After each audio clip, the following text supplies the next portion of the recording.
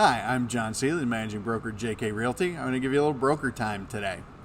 This week we're going to talk about the Buyer Contingency Addendum. It's an AAR form. It lets buyers and sellers figure out and negotiate how to get a contingency squared away and how to accept it and what's going to happen with it.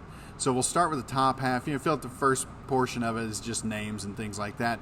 The next portion is line 7. It's a big checkbox. You want to check this if the buyer has their home on the market but does not have an offer in yet. And we'll check that, and it's called contingent upon accepted offer for buyer's property. And with that, we're going to put in a date. The buyer's going to give us a date that they believe they'll get this closed or get this under contract by. Not closed by, but under contract by. So usually 30, 60, maybe even 90 days. 90 days is kind of pushing it, especially in this market. But if you need to, you need to. If you're trying to sell a $1 million home, it might take you a little longer. If you're trying to sell a $150,000, $200,000 home, it might not take you quite as long, right? Could be a couple weeks. We'll put that in. If the buyer does not get it under contract in that time, if they don't market it aggressively enough, or if it's not priced right and it just sits and languishes on the market and they don't get it under contract quick enough, what they have to do is once that date passes, we don't have to send them a cure period notice. They just have to automatically let us know if they're going to cancel immediately and take their earnest money and walk away, or they are going to send us a note from their lender, a new LSU, that says that they don't have to fulfill this contingency to buy. So in effect, they can have 2 houses and 2 mortgages, and the lender will continue with them all the way to close of escrow. Really good form, very, very clear. Make sure you read it. Make sure you explain it to your clients, though. The next section that we're going to talk about is what if I've got my house under contract now and it cancels. Well, it's built in here that you get 3 days to fix it, or you can cancel it now, or you can go ahead and get a note from the lender that says that you can move forward. Same thing as the other way. The next section is if the seller accepts a backup contract. Now, sellers are going to pretty usually are going to want us to put their homes, keep them on the MLS in UCCB. And with that status, we can show the house and we can accept backup offers, obviously.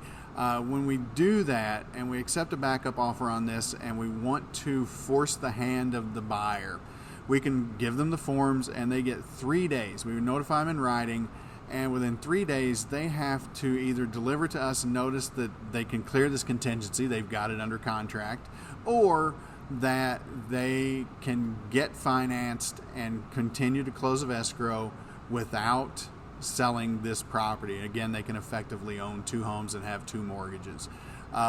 Sometimes you do that and a buyer will drop their price by $10,000, get it under contract the next day.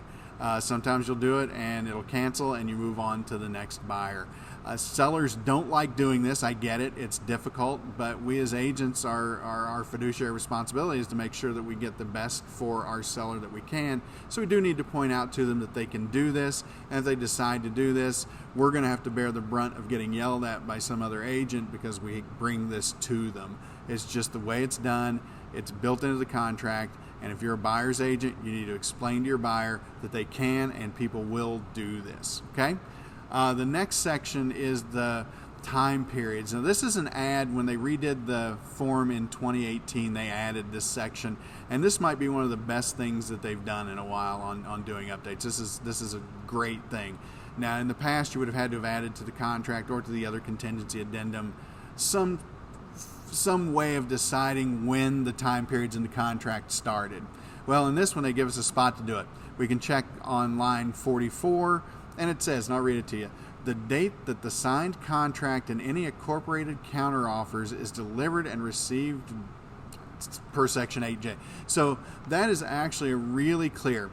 It means that when we sign the contract, we accept the contract. Once it's executed, at that point it starts. The next option down is 3 days after the buyer receives an offer, then the time periods start. If you're a seller's agent, you probably would prefer that they use the dates to start now, because then they've got some skin in the game. It looks better for sellers too. So if you're a buyer's agent, you probably want to use that one. If your buyers are really pretty risk averse, you might look at using the other one. I think those are really the big points that I wanted to touch on this. The last thing I'll talk about, because this is taking a little longer than I expected, but at the bottom of the form there's an accepted offer documents. You've got to provide to the seller the offer documents of your accepted contract on your house. So go ahead and send them the contract, send them any of the counter offers that came with it. Now, sometimes you'll want to send things like the pre-qual, sometimes you want to send an LSU, maybe even the Benzer. You can add those in here on lines 70 through 72 if you think you need some ways to make your offer look a little bit better. Okay, so that's all I've got for this week. If you have any questions or you want to run something by me, you want to ask a question, please feel free to send me an email or a text or reach out to me at the office phone number. Thank you. Bye.